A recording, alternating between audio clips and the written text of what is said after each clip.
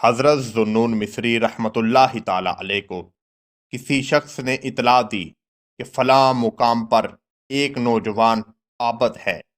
جب آپ اس سے نیاز حاصل کرنے پہنچے تو دیکھا کہ وہ ایک درخت پر الٹا لٹکا ہوا ہے اور اپنے نفس سے مسلسل یہی کہہ رہا ہے کہ جب تک تو عبادت الہی میں میری ہم نواحی نہیں کرے گا میں تجھے یوں ہی اذیت دیتا رہوں گا حتیٰ کہ میری موت واقع ہو جائے گی۔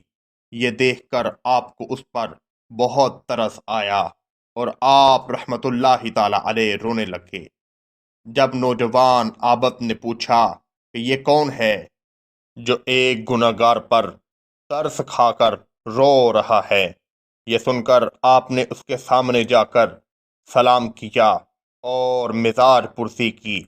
اس نے بتایا چونکہ یہ بدن عبادت الہی پر آمادہ نہیں ہے اس لیے اسے سزا دے رہا ہوں۔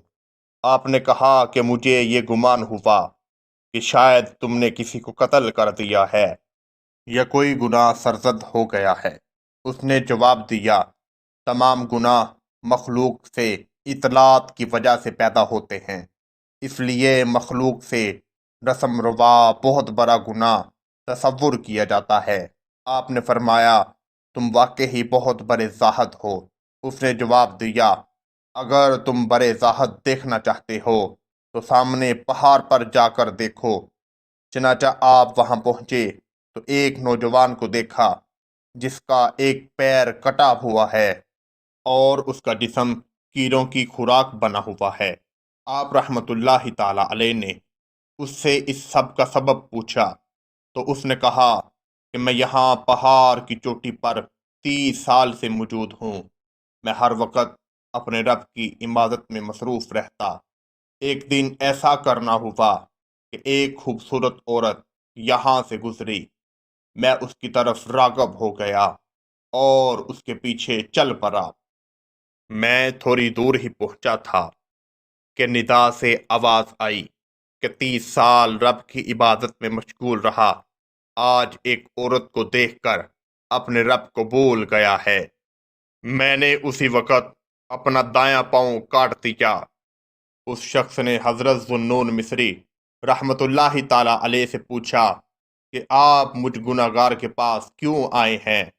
اگر واقعی آپ اللہ کے نیک بندے کو دیکھنا چاہتے ہیں تو اس پہاڑ کی چوٹی کے اوپر جائیں، لیکن بلندی کی وجہ سے آپ کا پہنچنا ناممکن ہو گیا۔ تو اس نوجوان نے خود ہی ان بزرگ کا قصہ سنانا شروع کیا۔ اس نے بتایا کہ پہاڑ کی چوٹی کے اوپر جو بزرگ ہیں ان سے ایک دن کسی نے یہ کہہ دیا کہ روزی محنت سے حاصل ہوتی ہے۔ بس اس دن سے انہوں نے یہ عہد کر لیا کہ جس روزی پر مخلوق کا ہاتھ ہوگا وہ میں استعمال نہیں کروں گا۔ جب بغیر کھائے کچھ دن گزرے تو اللہ تعالیٰ نے شہد کی مکھیوں کو حکم دیا کہ ان کے ارد گرد جمع ہو جاؤ اور شہد مہیا کرتی رہو۔ چنانچہ وہ ہمیشہ شہد استعمال کرتے ہیں۔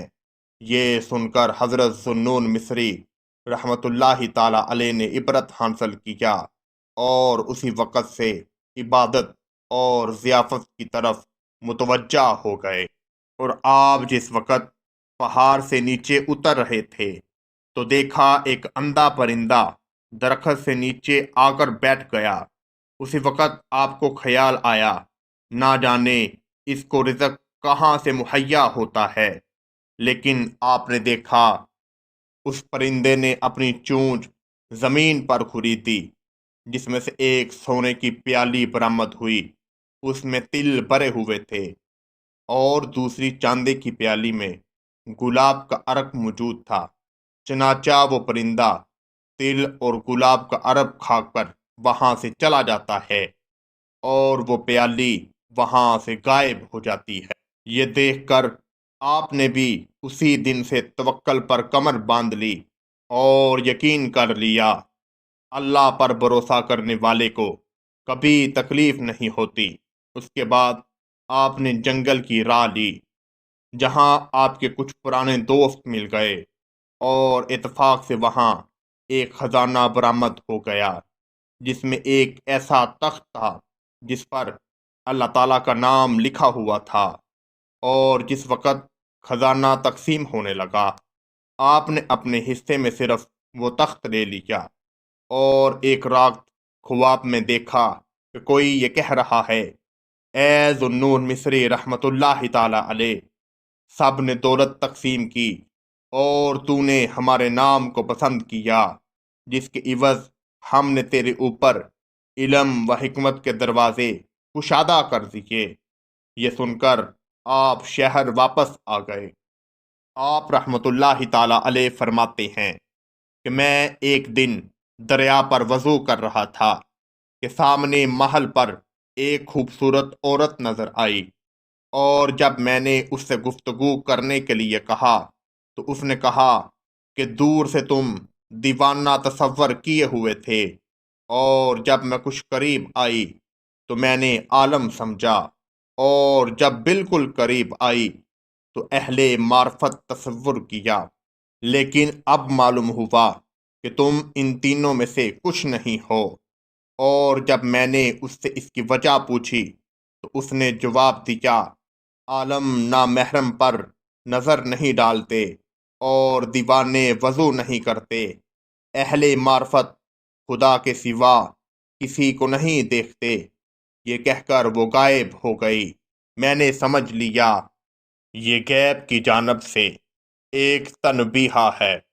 ایک مرتبہ آپ رحمت اللہ تعالی علیہ ایک کشتی پر سفر کر رہے تھے کہ کسی بیپاری کا موتی کھو گیا، اور سب نے آپ کو مشکوک تصور کر کے زد و کوب کرنا شروع کر دیا۔ آپ نے آسمان کی جانب نظر اٹھا کر دیکھا اور کہا، اے رب، تیری شان جلا جلالہ ہے اور تو علیم ہے، میں نے کبھی چوری نہیں کی۔ یہ کہتے ہی دریا سے مچھلیاں منہ میں ایک ایک موتی لیے ہوئے نمودار ہوئیں۔ آپ نے ایک مچھلی کے منہ سے موتی نکال کر اس بیپاری کو دے دیا۔ اس واقعہ کے بعد تمام کے تمام لوگوں نے آپ سے معافی طلب کی، اور اسی وجہ سے آپ کا خطاب ذوالنون مصری پر گیا۔ اللہ تعالیٰ اپنے نیک بندوں کو بہت پسند کرتا ہے، مگر وجہ یہ ہے کہ آج کوئی بھی انسان اپنے رب کو یاد کرنے کے لیے تیار نہیں ہے۔ وہ تو کہتا ہے، آ جا میری عبادت میں مصروف ہو جا، میں اپنی تمام رحمتیں تیرے لیے کھول دوں گا۔ اللہ تعالیٰ سے دعا ہے، یا الہی، حضرت ذوالنون مصری رحمت اللہ تعالی علیہ کے صدقے ہماری بخشش اور مغفرت فرما، آمین ثم آمین۔